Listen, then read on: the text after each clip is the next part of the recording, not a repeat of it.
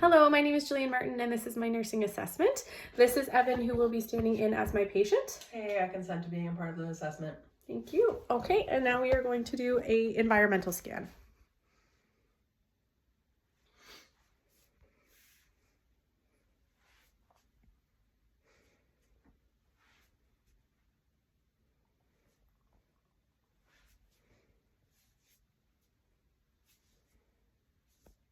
Okay. For background information, Evan is a 27-year-old patient who has been admitted with an asthma exacerbation. He has no significant outstanding medical history other than the asthma, and his last hospitalization for an asthma exacerbation when he was 10. His vital signs are going to be assumed, as we are not going to be taking them for the purpose of this video. His temperature is 36.6. His heart rate is 84. His blood pressure is 136 over 78. And his respiratory rate is 22. And his oxygen saturation is 94 on room air.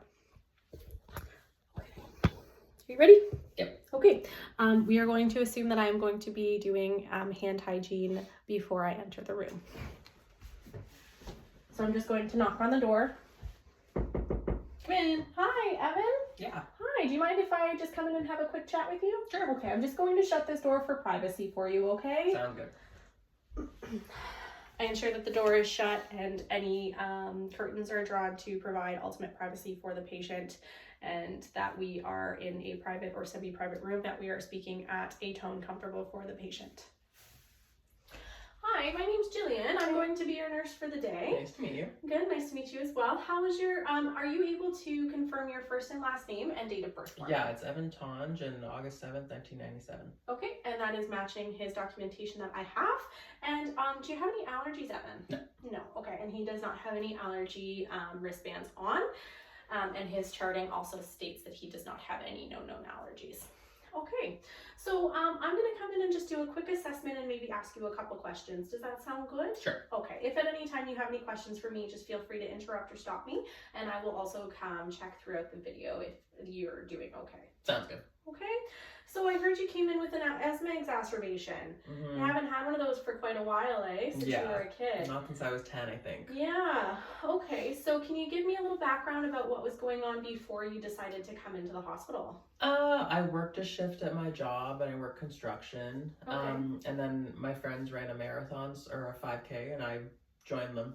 Okay, so you work in construction, so you deal with a lot of dust and a lot of grit and things like that you're inhaling. Okay, do you wear any sort of mask while you're at work or anything? No, our company doesn't give them to us. Okay, and you don't have an N95 mask or anything like that you wear? Okay, no. And are you a runner regularly? Not usually. Okay, was this kind of like a fun, like almost like a mud race or something? Yeah, my friends did it, so I did it. You did it, okay. And this was yesterday and you were admitted last night? Yeah, so I went to bed that night and woke up in the middle of the night and couldn't breathe. Okay, so how are you feeling right now breathing wise?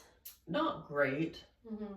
Has it gotten better since you arrived, since you were admitted? Slightly after they gave me medication. Yes, so we've given you some inhalers and we have also given you some nebulizers. Do you find that those have been helping? Yeah, definitely more than my inhalers at home. Okay, so you do have inhalers at home. So you have, do you know what they're called by chance?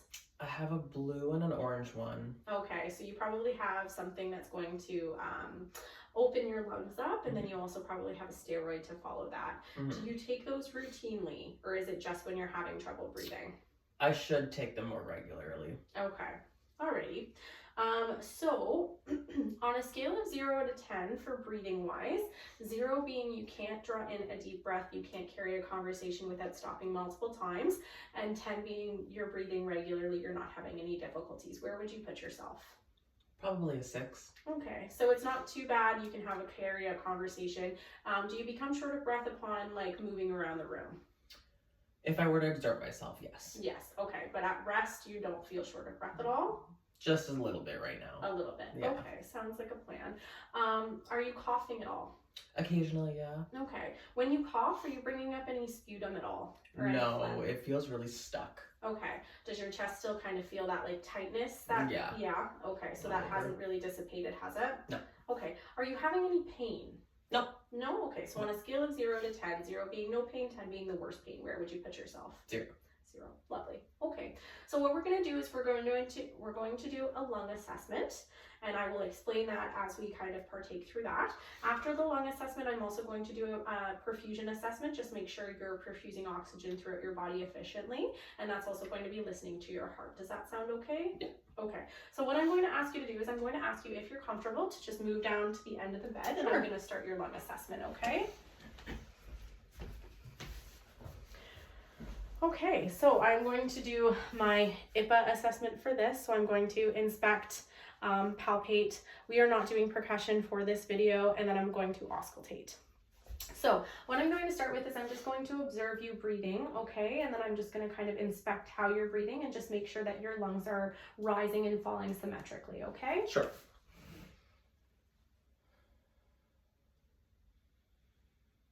And take a nice deep breath. Lovely. From just observing, his lungs are rising and falling symmetrically from what I am like seeing. So now I'm going to palpate. Okay, so I'm just going to lay my hands on your chest in a couple different spots. Okay. Sure. For the purpose of this video, Evan is going to keep his shirt on. For a real life assessment, the patient would have hopefully a gown on, or I would ask them to remove their shirt to get a better look at their chest. Okay. So for observation and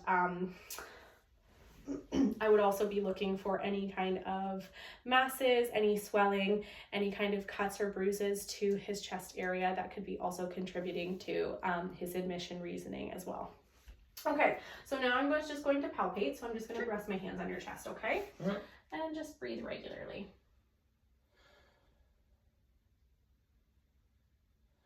Okay, and take a deep breath. And one more time. Okay, and then I'm also just going to go to his 10th intercostal space, and I'm just going to kind of band my hands around. Okay, good. And deep, deep breath. One more time. Wonderful. Okay, so from my palpation inspection, I am noticing that his lungs are symmetrically rising and falling. Okay, so I'm also just going to check for crepitus. So I am going to press my hands in different aspects of his intercostal muscles and ask him to say 99. So I would like to hear the vibration from him saying 99. Okay, and go ahead. 99, 99, 99, 99, 99, 99, 99, 99, 99, 99. Okay, good. So there's no concerning observations there. I'm not finding anything concerning for my IPA assessment. So now I'm also going to auscultate, okay? Sure. Again, for the purpose of this video, Evan is going to keep his shirt on. If this were a real life assessment and I was going to be auscultating, I would auscultate under the shirt for the purpose of this video so you are able to observe. I am going to have Evan keep his shirt on. So I'm going to start my auscultation assessment above the clavicle and go in a ladder pattern down his chest. And I am going to listen for at least one inhale and one exhale. And if I hear any adventitious sounds, I may listen for a couple more respirations. Okay, just when I'm going to use the diaphragm of my stethoscope. When I rest my stethoscope on your chest, just take a deep breath for me, okay?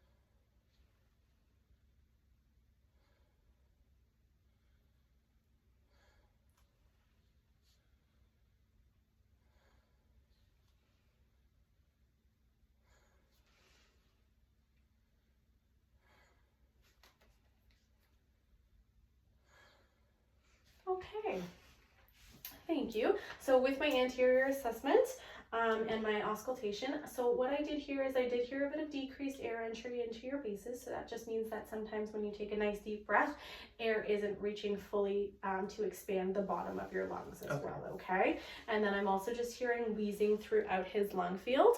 That is very typical for a patient with asthma exacerbation, especially because you are just coming in with that admission, okay? So that should get better throughout your treatment, okay? Okay. If you're able to, are you able to just flip around and we will complete your posterior assessment. Okay, so now I'm going to do my IPA again, just posteriorly, okay? So I'm just going to do all of the things I just did, just with the back, okay? Sure. So I'm just going to identify and watch him breathe. So nice deep breaths for me. Okay. And I would also be looking for any masses, any swelling, any sort of disruption to the skin for this assessment as well. Okay, and then I'm also just going to rest my hands on your back, okay, and palpate. So for this purpose, I'm just going to come this way. And I'm just going to kind of come below the clavicle, okay? Good, and then I'm going to come to around his 10th intercostal space, and I'm going to almost just band my hands around him. Good, and then nice deep breath. Good. So from that, I am identifying that he is, his lungs posteriorly are rising and falling symmetrically, okay? So that looks really good, okay? Cool. And then I'm also going to check for crepitus firmitus as well on the back and have him say 99 again and just listen for that vibration. Okay? 99, 99, 99, 99, 99, 99, 99, 99, 99, 99. Good. Okay. So that sounds good. I'm not hearing anything concerning with that. Also with my assessment and my palpation, I'm also looking for any kind of subcutaneous emphysema or anything like that. He is not presenting with anything concerning there. So now I'm going to auscultate, okay? So I'm going to have a listen. So again, I'm going to be listening above the shoulder blade here, above the clavicle. Okay, so go ahead, have a good.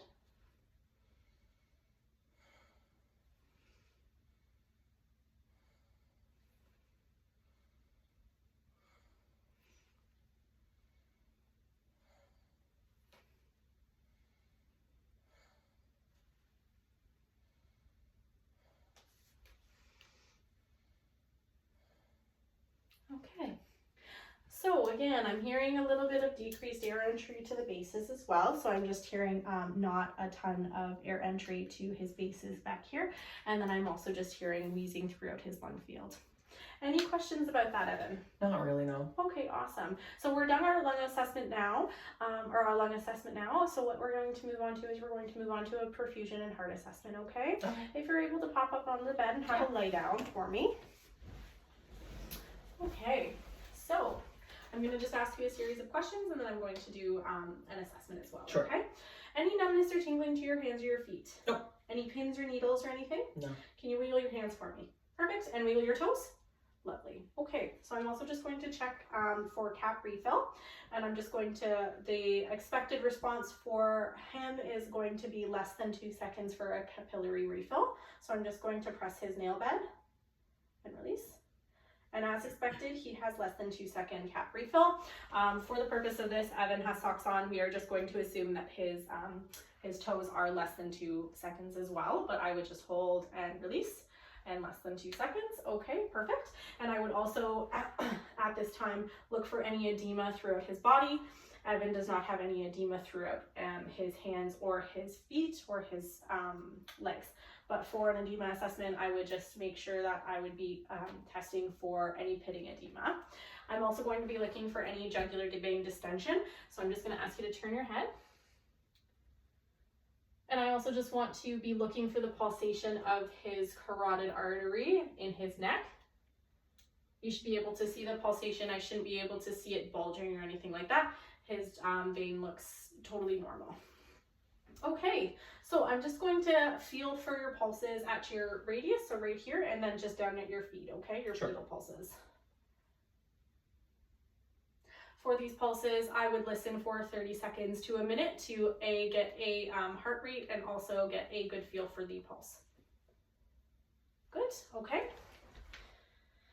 And then I'm going to be identifying pedal pulses as well on both sides, so bilaterally on both feet as well as both wrists. Okay.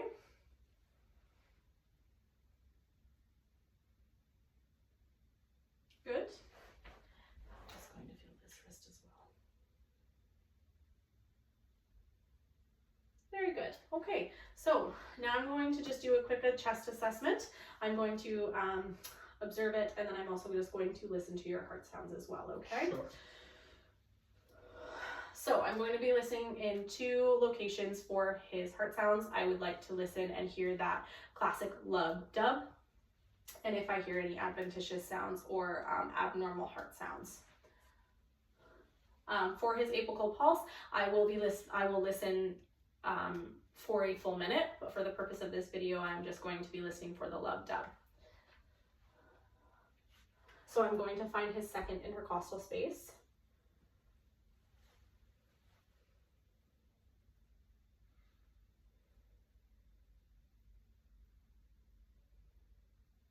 Okay, and then I'm going to come down almost to his fourth intercostal space.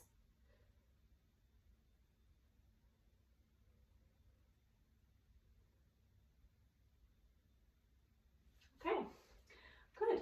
So for his heart assessment and his perfusion assessment, he is perfusing appropriately, and his heart sounds sound appropriate. There are no concerns there. He would be in normal sinus rhythm for this. His heart rate is normal for his age.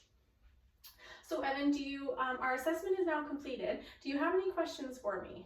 Not at the moment, no. Okay, so what I'm going to do now is we're just going to go about our day, and I'll go and grab your medications, okay? But if you have any other questions or your breathing starts to get worse, you just let me know, okay? Okay. Okay, thank you so much. Thank you.